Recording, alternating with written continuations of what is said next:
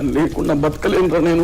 దూరమైన నీ ప్రేమే ఇక తిరిగి రాదని, గాయమైన ఈ గుండెకి మందు లేదని, నేనే కట్టుకున్న కోటలో రానివి నువ్వే కదా, చెప్పిందల్లా చేసే బానిస నేనే కదా.